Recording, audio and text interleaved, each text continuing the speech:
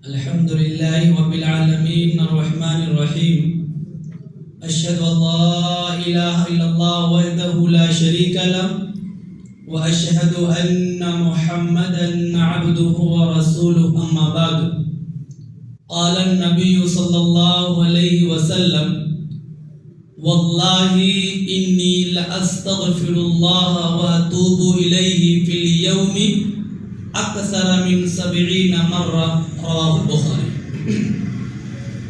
حضرات، توبہ کے تعلق سے بات آپ کے سامنے شروع کی گئی اور توبہ کے شرائط، اس کے کنڈیشن کیا ہیں، کل آپ کے سامنے پیش کیا گیا۔ اللہ رب العالمین نے قرآن مجید کے اندر ارشاد فرمایا وَتُوبُوا إِلَى اللَّهِ جَمِيعًا أَيُّهَا الْمُؤْمِنُونَ لعلکم تفلحون۔ اللہ تعالیٰ کہتے ہیں کہ اے ایمان والو، تم سب کے سب اللہ تعالیٰ سے توبہ کرو، تم سب کے سب اللہ تعالیٰ سے اپنے گناہوں کی معافی مانگو، لعلکم تفلحون، تاکہ تم کامیاب ہو جاؤ گے۔ اگر ہم اور آپ توبہ کرتے ہیں، اللہ رب العالمین سے اپنے گناہوں کی معافی چاہتے ہیں، تو اللہ تعالی ہم کو کامیاب بنائے گا، ہم کامیاب ہوں گے۔ توبہ کرنے کے لیے گناہ کا ہونا ضروری نہیں ہے کہ ہمارے پاس گناہ رہے، ہم جھوٹ بول کر کے، چوری کر کے، سود کھا کر کے آئیں تبھی توبہ کریں گے، نہیں۔ توبہ کرنے کے لیے گناہ کا ہونا ضروری نہیں ہے، اس لیے کیونکہ بخاری شریف کی حدیث ہے، اللہ کے رسول صلی اللہ علیہ وسلم کے بارے میں آتا ہے کہ آپ دن میں 70 مرتبہ دعا کرتے تھے۔ آپ کے بارے میں ہم سنتے رہتے ہیں نا کہ آپ کے اگلے گناہ کو، آپ کے پچھلے گناہ کو اللہ تعالیٰ نے معاف کر دیا۔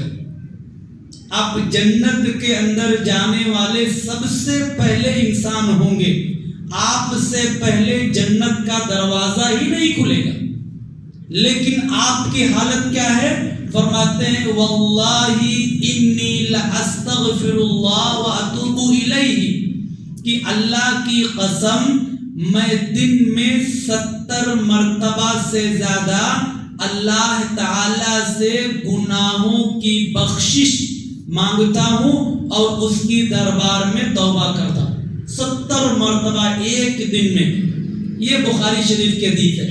مسلم شریف کی حدیث میں یہ تعداد اور زیادہ بڑھائی گئی ہے۔ دیکھیے کیا فرماتے ہیں، یا ایھا الناس، اے لوگو، آپ مخاطب کر کے فرماتے ہیں توبوا الی اللہ، تم سب کے سب لوگ اللہ تعالیٰ سے توبہ کرو، واستغفروہ، اور اس سے اپنے گناہوں کی معافی مانگو، توبہ کرو اور اپنے گناہوں کی معافی مانگو، بخشش طلب کرو۔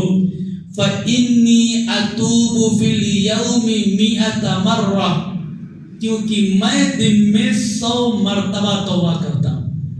آپ یہ پیغام دینا چاہتے ہیں کہ جو نبی ہے، نبیوں کا سردار ہے، وہ ایک دن میں 100 مرتبہ توبہ کر رہا ہے، اس کے آگے کے گناہ، اس کے پیچھے کے گناہ سب معاف ہو چکے ہیں، پھر بھی توبہ کر رہا۔ یہ پیغام دے رہے ہیں اپنی امت کو کہ اے میری امت کے لوگوں، تم لوگوں کو بھی اللہ سے توبہ کرتے رہنا چاہیے، اللہ تعالیٰ سے اپنے گناہوں کی معافی مانگتے رہنا چاہیے۔ اگر تمہارے گناہ نہیں یہ ختم ہو گئے ہیں تو بھی تمہیں توبہ کرتے رہنا چاہیے۔ اور اللہ رب العالمین فرماتے ہیں قرآن مجید کے اندر یا ایھا الذین آمنوا توبوا الی اللہ توبۃ نصوحا، سورۃ تحریم کے اندر کہ اے ایمان والو، تم اللہ کی طرف خالص توبہ کرو، دکھانے کے لیے نہیں، لوگوں کے سامنے رو رو کر کے توبہ کر لیے اور پھر گئے اسی گناہ میں لگے ہوئی ہیں، نہیں، ایسا نہیں ہونا چاہیے۔ اخلاص کے ساتھ کہ ہم نے توبہ کر لیا ہے، اب اس کے بعد یہ گناہ ہم نہیں کریں گے، ہم کو ہمیشہ ہمیشہ کے لیے اس گناہ سے باز رہنا اور دور رہنا ہوگا۔ اور دیکھیے اللہ رب العالمین اپنے بندوں سے کتنی محبت کرتا ہے۔ کتنی محبت کرتا ہے. آپ یہاں اندازہ لگائیے کہ حضرت ابو موسیٰ اشعری رضی اللہ تعالیٰ عنہ بیان کرتے ہیں کہ ان اللہ تعالی یبسط یدہ باللیل، کہ اللہ رب العالمین رات کو اپنے ہاتھ کو پھیلاتا ہے. رات میں اپنے ہاتھ کو پھیلاتا ہے کس لیے؟ تاکہ دن کو برائی کرنے والا، دن کی جو اجالے میں برائی کرنے والا ہے، وہ رات میں اللہ رب العالمین سے توبہ کر لے.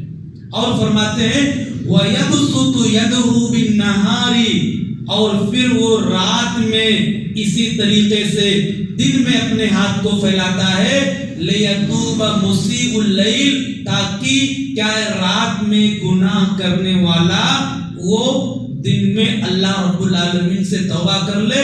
حَتَّى تَطْلُعَ الشَّمْسَ مِن مَغْرِبِهَا، یہاں تک کہ سورج جو ہے وہ مغرب سے نہ نکل جائے. سورج مغرب سے جب نکلے گا، قیامت کی بڑی نشانیوں میں سے ایک نشانی ہے کہ سورج مغرب سے نکلے گا.